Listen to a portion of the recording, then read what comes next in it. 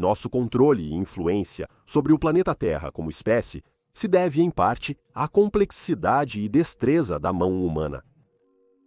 Muitos de nós, provavelmente, subestimamos o quão única e útil essa ferramenta biológica é. Sem a forma que evoluiu para assumir, não poderíamos agarrar objetos efetivamente, usar utensílios e ferramentas, manipular o mundo ao nosso redor ou criar arte e objetos de expressão. A mão humana pode parecer uma estrutura simples comparada, por exemplo, ao cérebro humano, mas esses apêndices levaram um tempo incrivelmente longo para se formar. No vídeo de hoje, vamos explorar como a mão humana veio a ser e como seu uso mudou ao longo da longa linha de organismos que eventualmente levariam aos seres humanos. Dos pântanos turvos, dos quais primeiro saímos, até as cidades em que vivemos hoje, vamos embarcar em uma viagem através do tempo para entender como nossas mãos nos moldaram nos seres que somos. Para ter uma mão, primeiro você precisa ter um membro. Volte 400 milhões de anos para onde a história da mão humana realmente começa, e você encontrará um mundo muito diferente. Um mundo onde os membros surgiram pela primeira vez das profundezas do registro evolutivo. Este é um período na história da Terra conhecido como período Devoniano, onde a vida vertebrada em terra era relativamente rara e os peixes dominavam a maioria dos ecossistemas na Terra. O mundo era um caldeirão de complexos sistemas fluviais, lagos abertos e enormes oceanos, e muitos organismos aquáticos haviam evoluído para explorá-lo. Ainda não havia mamíferos ou mesmo dinossauros em cena, mas eventualmente chegaria a vez deles. Há 390 milhões de anos, um grupo de sarcopterídeos, ou peixes de barbatanas lobadas, começou a desenvolver adaptações interessantes. Os sarcopterídeos ainda existem hoje, na forma de estranhos peixes pulmonados e selacantos de águas profundas, que, em vez de terem barbatanas em forma de raio ou cartilagem, usam estruturas básicas semelhantes a membros com uma simples barbatana, no final, para se impulsionarem através da água. No caso dos peixes pulmonados, suas barbatanas mais longas e pontiagudas podem ser usadas para cavar no solo úmido de água doce. Foi a partir dos antigos precursores sarcopterídeos que surgiram os primeiros membros, desenvolvendo-se de simples lóbulos para braços e pernas complexos. À medida que os vertebrados aquáticos começaram a buscar fontes de alimento disponíveis para eles em terra, eles precisavam de uma forma de locomoção para poder alcançá-la. Assim, esses peixes e animais, semelhantes a anfíbios, se tornariam os primeiros tetrápodes do mundo, com 4 membros funcionais em vez de barbatanas. Nos territórios do norte do Canadá, uma das descobertas de fósseis mais importantes já registradas foi feita em 2004. Das rochas da formação Fram, na ilha de Ellesmere, foram desenterrados 3 esqueletos de um animal semelhante a peixe não descrito que marcaria o ponto de transição no registro fóssil entre vertebrados aquáticos e terrestres pela primeira vez.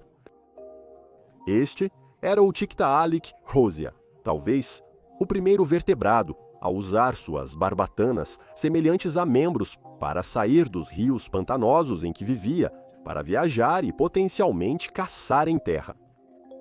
Medindo até 2,3 metros, ou cerca de 9 pés de comprimento, o Tiktaalik se assemelha mais a um crocodilo anfíbio do que a um peixe, e teria caçado de maneira semelhante aos jacarés e caimãs modernos, pegando peixes desavisados de águas turvas. Como um peixe, ele tinha guelras e escamas, mas suas costelas, pescoço e capacidade de respirar ar eram marcas registradas de um tetrápode. Esta realmente foi uma descoberta única. Os membros do Tiktaalik eram diferentes de tudo o que se conhecia no registro fóssil na época. Eles se tornaram mais longos, com mais músculos em suas bases, o que teria ajudado a suportar o peso do animal ao se deslocar por terra. Sua área pélvica era maior do que a maioria dos outros peixes da época, e os primeiros ossos do tornozelo, semelhantes a hastes, começaram a se formar em seus membros posteriores. É improvável que o Tiktaalik pudesse passar muito tempo em terra, e suas barbatanas eram usadas principalmente para se apoiar nos leitos dos rios, mas elas teriam sido as precursoras dos braços e pernas encontrados em todos os vertebrados terrestres hoje. O termo mão é tipicamente algo que associamos a primatas como macacos e símios. O termo anatômico para o que evoluiu a seguir, uma vez que os membros chegaram aos vertebrados da Terra, é manus, que se refere universalmente a todos os tipos de patas, garras, nadadeiras e asas que conhecemos no reino animal hoje. Após a evolução do Tiktaalik, surgiriam no registro fóssil uma série de animais com membros mais desenvolvidos, apresentando os primeiros exemplos de um manus desenvolvido. Esses animais eram tetrápodes, semelhantes a anfíbios semiaquáticos, como Acantostega e Ichthyostega. Nesses animais, que teriam se assemelhado a cruzamentos bizarros entre grandes salamandras e peixes, os primeiros dígitos começaram a evoluir no final de cada membro. Embora esses animais vivessem em pântanos e provavelmente passassem a maior parte do tempo na água, seus membros e mãos eram mais pronunciados do que os encontrados em Tiktaalik, que não tinha dígitos. Isso teria proporcionado um maior grau de força ao se deslocar de um ponto A para um ponto B em terra e ao entrar e sair da água. Os dígitos desses animais podem ter se assemelhado muito aos vistos em salamandras modernas, talvez com um maior grau de membrana entre cada um. Ao longo do final do período Devoniano e início do Carbonífero, esses animais semelhantes a anfíbios continuariam a colonizar a Terra e se adaptar cada vez mais a uma vida entre ambos os mundos. Eles cresceriam grandes, como visto em animais como o Rhinerpton, com dígitos mais desenvolvidos para obter uma melhor aderência nas margens rochosas ou lamacentas de rios e lagos. Por mais desenvolvidos que fossem esses membros, no entanto, seus proprietários não podiam se afastar muito da água. Se o fizessem, a pele deles secaria e eles acabariam sucumbindo à desidratação. Não demorou muito para surgir um grupo de animais que levaria a evolução dos membros e das mãos a outro nível, os répteis. É desconhecido qual espécie no registro fóssil foi a primeira a abandonar definitivamente a água em favor de uma vida totalmente dependente de humanos para escalar e rastejar através do subbosque, mas terá se parecido muito com Hylaonomus, um pequeno réptil conhecido do Lago Carbonífero do Canadá. Esses vertebrados totalmente terrestres viviam em densas florestas de pântano, onde passavam o tempo clamando através de labirintos de musgos e raízes de árvores, capturando invertebrados escondidos na densa folhagem. O Hylaonomus se parecia muito com um lagarto moderno, e os dígitos no final de seus membros refletiam isso. Mais longos e robustos, e provavelmente com pequenas garras nas pontas, este réptil primitivo continuava a estabelecer as bases das mãos que conhecemos hoje. Mesmo aqui, a forma básica é visível. Dedos de comprimentos variados estão ligados a uma palma larga, que por sua vez está ligado a um membro mais longo e articulado, que pode ser usado para escalar e rastejar. Quando os mamíferos chegaram, eles levaram isso a um outro nível, no entanto. Há 225 milhões de anos, um pequeno animal semelhante a uma musaranho deu uma série de passos frenéticos e saltitantes pelas planícies aluviais do Brasil Triássico. Brasilodon, como os paleontólogos o nomearam, pode ser o mamífero mais antigo no registro fóssil, tendo evoluído de mamíferos-tronco semelhantes a répteis, os terapsídeos, por volta dessa época. Com braços esbeltos e delicados, este pequeno mamífero saltava pelo subbosque e terrenos abertos com passadas mais longas do que seus antigos ancestrais. Provavelmente, o Brasilodon passava grande parte do seu tempo no chão e pode até ter cavado tocas básicas com seus membros anteriores, que se adaptaram para ter dedos poderosos, mais bem desenvolvidos do que os de seus ancestrais. Além disso, ele pode ter sido capaz de escapar para as árvores quando uma ameaça se aproximava, evidenciado pelos grandes pontos de fixação de músculos em seus ossos dos membros anteriores. Seria um pequeno animal altamente móvel, capaz de saltar para dentro e fora de abrigos quando a necessidade surgisse. Animais como o Brasilodon, eventualmente, no início da Era Cenozoica, dariam lugar aos primatas, os primeiros membros antigos da nossa ordem. O exemplo mais antigo de um primata, ou protoprimata, no registro fóssil, é um pequeno animal semelhante a um musaranho arborícola conhecido como purgatórios, que vivia no que é hoje o leste de Montana, quando o final do Cretáceo se transformou no início do Paleoceno, 66 milhões de anos atrás. Este é o primeiro animal no registro fóssil cujos tornozelos e pulsos começam a compartilhar semelhanças com macacos e lêmures modernos, indicando que ele se separou em uma nova linhagem que um dia levaria a nós. Ele passa grande parte de sua vida nas copas das árvores, caçando insetos e nozes, semelhante a um pequeno roedor. 58 milhões de anos atrás, os Plesiodapiformes surgiriam de animais como o Purgatórios e teriam sido os primeiros animais que se assemelhavam a primatas em vez de roedores ou musaranhos arborícolas. Alguns, como o Plesiadapis, eram muito semelhantes aos lêmures, com rostos semelhantes aos de gatos e membros longos e preênseis para saltar de galho em galho. Esses animais são inconfundivelmente primatas, com longos dígitos em cada mão e um polegar mais curto que poderia ser usado para agarrar galhos e puxar o animal para cima de uma árvore. A partir daqui, os primatas começam a se tornar cada vez mais semelhantes aos macacos no registro fóssil. Cerca de 56 milhões de anos atrás, ocorreu uma divisão entre os primatas Strepsirrhini, que incluem os lêmures, lores e parentes, e os primatas Haplorrhini, que contêm os macacos e os grandes primatas.